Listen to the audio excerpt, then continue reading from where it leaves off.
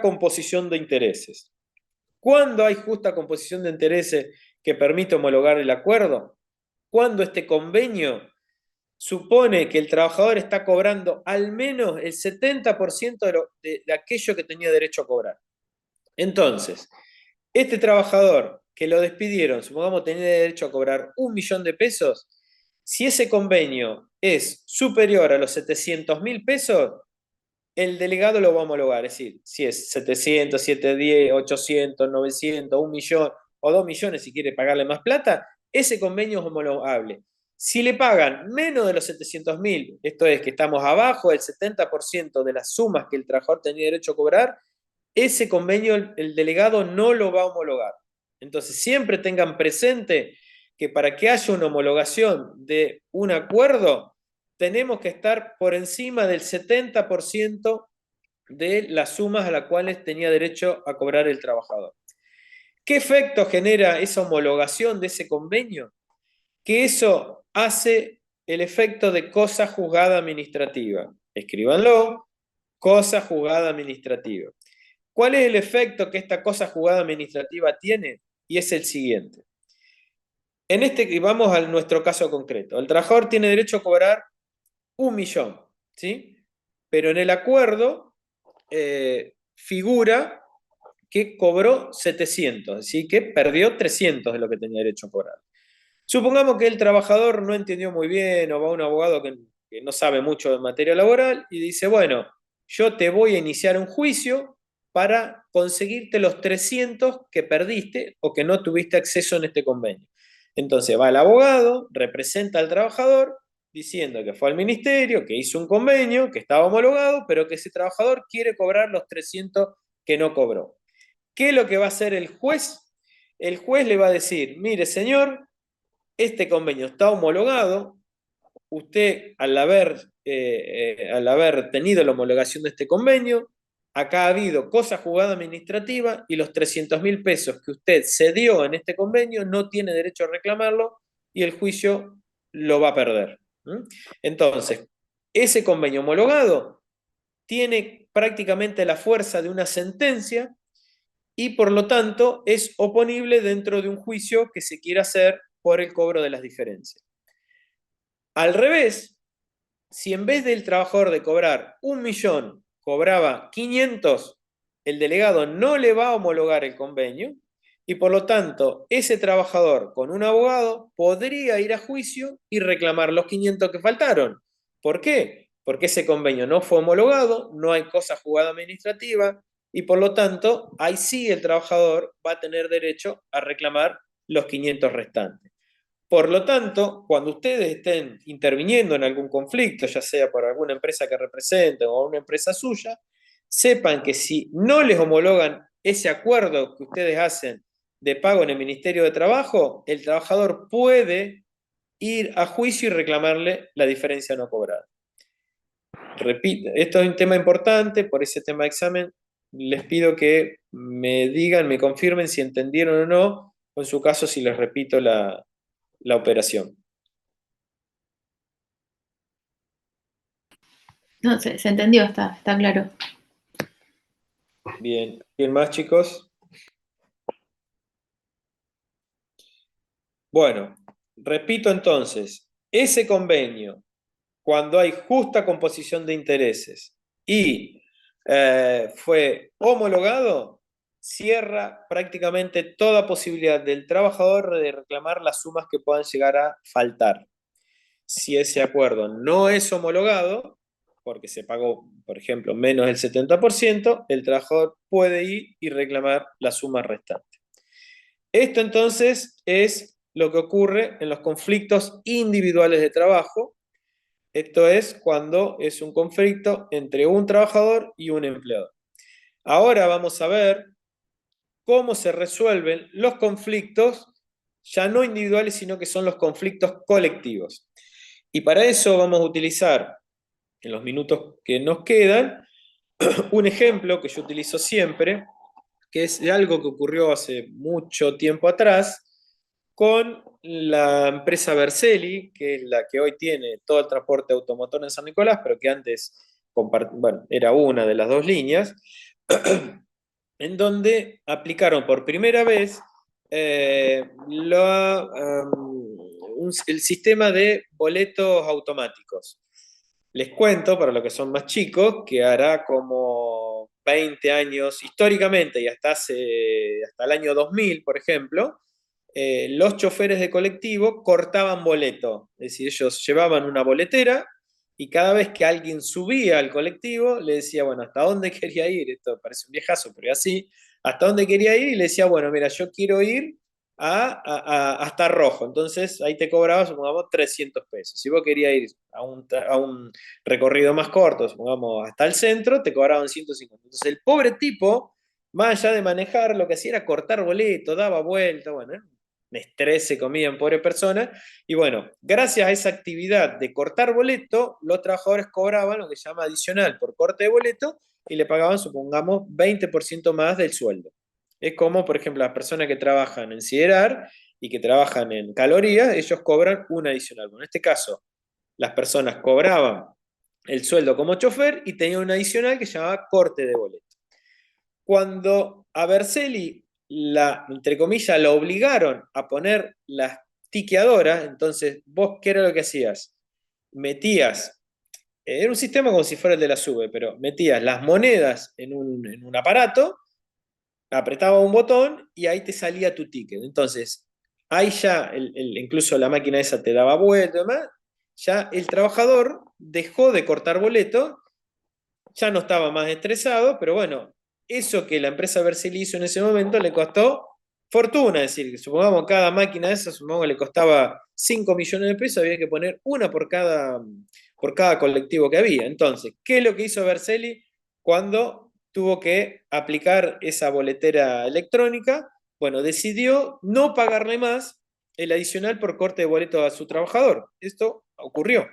Entonces, ¿qué hicieron los trabajadores? Como dejaban de ganar ese adicional, supongamos 20% menos del sueldo, ellos decidieron hacer un paro. Todos los trabajadores de Berceli, los 100 que tenían, comenzaron un paro. Entonces ahí se generó un conflicto colectivo. Conflictos colectivos, entonces, donde había una medida gremial de paro decretado por el gremio y por los trabajadores de Berceli. Bueno, entonces, con este ejemplo que yo les di de la realidad, nosotros tenemos que ver cómo resolvemos ese conflicto y el procedimiento para resolver ese conflicto también lo encontramos en esta ley 10.149, que ahora tiene todo un pequeño capitulito donde dice cómo se resuelven estos conflictos colectivos. Y ahora yo les voy a dar el listado de pasos que debe dar el ministerio para resolver este conflicto. Bueno, planteado un conflicto como tenemos acá, el Ministerio de Trabajo, en este caso el delegado local del Ministerio de Trabajo, puede intervenir por tres vías distintas. Puede intervenir porque la empresa afectada hizo la denuncia, porque el que hizo la denuncia fue el mismo gremio de los choferes de colectivo, o si no hubo denuncia de las partes, puede hacerlo de oficio el mismo delegado, cosa que muchas veces hacen cuando hay una situación de interés general. Se imaginen que San Nicolás quedarse sin transporte automotor no es algo que la provincia quiere. Entonces, ya sea porque te denunció el ministerio, porque denunciaron los trabajadores, denunciaron el gremio, si no lo hicieron ninguna de las partes, el delegado mismo lo puede hacer. Entonces, ya sea por cualquiera de estos tres lados que se hace la denuncia de este conflicto, lo primero que tiene que hacer el delegado es analizar si esto es encuadrable o no dentro del procedimiento del conflicto colectivo. Acá claramente lo es, porque están afectados todos los puestos de trabajo de la empresa Berceli. Entonces, lo primero que tiene que hacer el delegado regional es decretar lo que se llama la conciliación obligatoria. ¿Mm? Entonces, lo primero que hace el delegado cuando recibe este conflicto es decretar la conciliación obligatoria. Ese decreto de esa conciliación obligatoria trae tres consecuencias. Primero, dispone lo que se llama la medida de no innovar. Entonces, lo primero que hace el delegado dice, se levanta el paro. Todos los trabajadores tienen que volver a trabajar. Entonces, esa medida de no innovar supone volver el conflicto al estado anterior en que éste se presentó. todos los trabajadores a trabajar. Segundo, dispone la concurrencia obligatoria a audiencias. A diferencia del conflicto individual, donde por ahí podía no ir el empleador, acá sí o sí tienen que ir las partes a audiencia cuando el delegado regional lo disponga, la cantidad de veces que él lo diga. Supongamos, decidieron hacer el paro el sábado a la mañana, arrancó hoy a la mañana, por ahí el delegado les dice, vengan al ministerio el sábado a la tarde, el domingo, domingo a la mañana, domingo a la tarde. Es decir, el delegado fija la cantidad de audiencias que considere conveniente hasta tanto resolver el conflicto. Y ellas están obligadas a ir.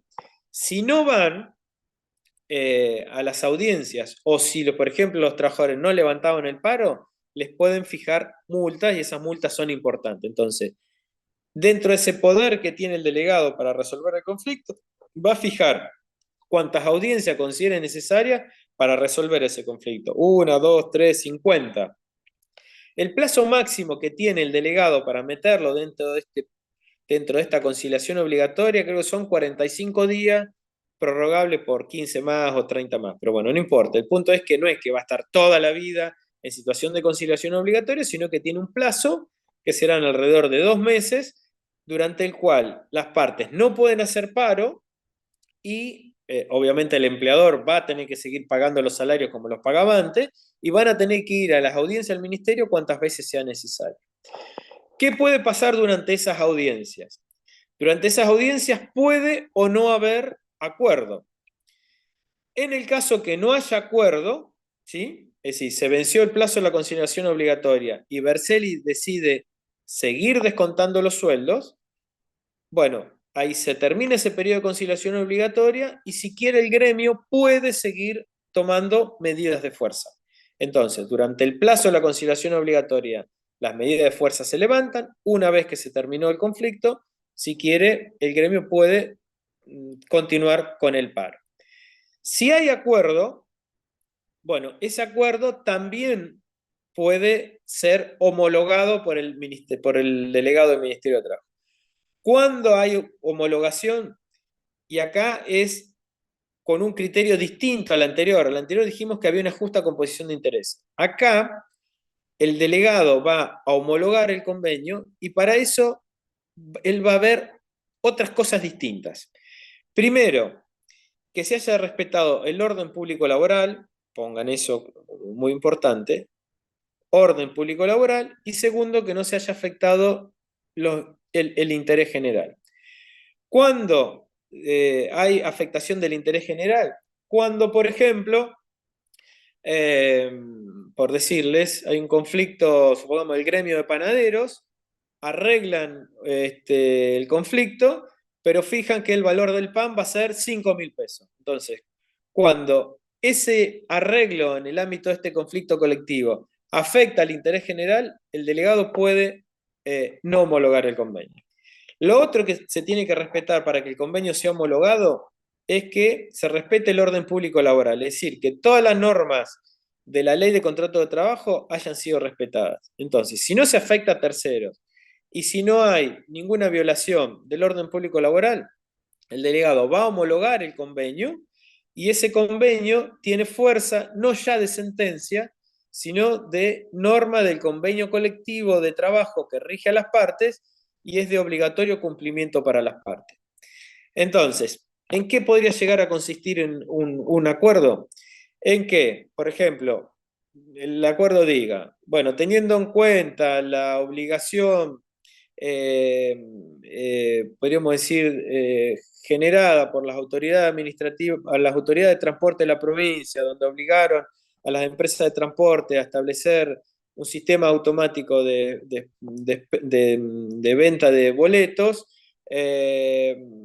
la empresa irá paulatinamente eliminando el adicional por corte de boleto que le venía pagando a sus trabajadores y que consistía en el 20% de los sueldos, reduciéndolo en forma progresiva hasta eliminarlos en el plazo de un año, reduciéndose el pago de ese adicional en un 10% mensual. Entonces, esos trabajadores, en vez de que le saquen ese porcentaje del 20% de un día para el otro, lo van a perder a la finalización del año y les van restando de a poquito como para menguar el efecto que ese descuento tiene sobre los sueldos. ¿Me entienden? Entonces, en vez de sacárselo de un día para el otro, se lo sacan con el transcurso del año de a poquito por mes. ¿Está? Entonces, ese convenio que celebran las partes es homologado por el delegado y tiene que ser obligatoriamente cumplido para las partes. ¿Está? Entonces, aquí dentro del conflicto colectivo de trabajo tenemos un procedimiento mucho más estricto. La homologación del convenio no tiene el mismo carácter que tenía el conflicto individual y va a tener ese efecto entre las partes como si fuera una cláusula del convenio colectivo de trabajo. Esto último ustedes lo van a entender más adelante cuando veamos derecho colectivo de trabajo. Lo último que les digo ahora es que también en el ámbito del conflicto colectivo de trabajo, este conflicto se puede resolver por medio de la vía del arbitraje. Esto es lo único que les voy a decir ahora, porque, bueno, nada, se los voy a explicar un poquito más adelante, pero sépanlo que también está la posibilidad de la resolución bajo la vía del arbitraje. Con esto terminamos lo que sería el procedimiento administrativo del trabajo y no completamos toda la unidad 3. Yo les voy a hacer una minísima introducción, no le voy a tomar nada de esto dentro del examen, para que ustedes entiendan de cómo terminaba esta unidad. Y siguiendo el caso que nosotros tuvimos, dijimos que tratamos toda esta unidad 3 sobre este caso ficticio muy común, en donde un trabajador lo despedían y no le pagaban, y nosotros íbamos a tratar cuáles eran las herramientas que el Estado ponía en favor de ese trabajador para poder cobrar. Dijimos que esa primera herramienta, chiquita pero muy importante, era el tema del telegrama obrero gratuito. Segundo, cómo se había inventado toda la organización administrativa del trabajo a través de la creación del Ministerio de Trabajo, en donde a ese trabajador que tiene un conflicto individual se le ponía a disposición ese proceso voluntario o informal en el ámbito del Ministerio de Trabajo, y dijimos también que existía la posibilidad que aun cuando se le hubiera fijado una audiencia, el empleador siguiera negado y decidiera no pagarle la indemnización. Bueno, ese trabajador que en el ámbito del ministerio no podía lograr garantizar el cobro de esa indemnización, bueno, acá el Estado le pone otra herramienta que es la de la organización judicial del trabajo. Y es acá donde se inventan o se han inventado juzgados y tribunales de trabajo en donde hay sí, luego de una sentencia, el trabajador sí o sí va a cobrar ese crédito. Es decir, que acá, que es algo que no vamos a ver ahora, se pone toda una estructura, que es la estructura judicial, en donde ya acá es de un trámite mucho más formal y no tan informal como era el administrativo, en donde al trabajador acá sí se le van a poner distintas herramientas que le van a garantizar al trabajador sí o sí cobrar lo que tiene derecho, salvo que, qué sé yo, que el empleador quebrara y desapareciera la empresa. Bueno, en la mayoría de los casos, un trabajador que no pudo cobrar en el Ministerio de Trabajo, en el ámbito judicial sí lo va a poder hacer. Bueno, todo esto tiene un procedimiento que lo vamos a ver la próxima clase, pero bueno, con esto me contento de que les dimos algo de la unidad 3, que esto sí va a entrar seguramente en el examen. ¿Estamos? Entonces, ya para ir terminando, nuestro examen lo vamos a coordinar en cuanto a horario, va a ser el viernes, creo, bueno, después les voy a tirar algún horario, pero bueno, porque ahora no lo tengo presente, pero estimo será entre las 3 y las 6 de la tarde, un horario que coordinemos entre todos con las chicas de la Secretaría de la Facultad, ¿está? Así que, bueno, para ir cerrando, tomamos todo, salvo hasta la unidad 8, y de la unidad 3 no veríamos el procedimiento judicial. El resto entra todo. Va a ser con multiple choice y un par de preguntas a desarrollar. Es decir, serán 10 preguntas de multiple choice y unas 3 preguntas a desarrollar, todo escrito con máximo en 1 hora y media de examen total. ¿Está? ¿Alguna pregunta? No, no, bueno, muchas gracias. Bueno, de los que están acá presentes, acuérdense que los que quieran preguntar pueden hacerlo de lo que necesiten a mi email, que es estudiomasolini@hotmail. Así que el que quiere hacer alguna consultita no tiene un problema hasta el día del examen de poder hacerlo. ¿Sí? ¿Listo, chicos? Bueno, ¿Cómo después, dijiste, profe? Estudiomasolini@hotmail. sí, Masolini con doble Z. Bueno, gracias. Pregunten lo que quieran. Gracias. Listo, nos vemos. Nos vemos. Chao.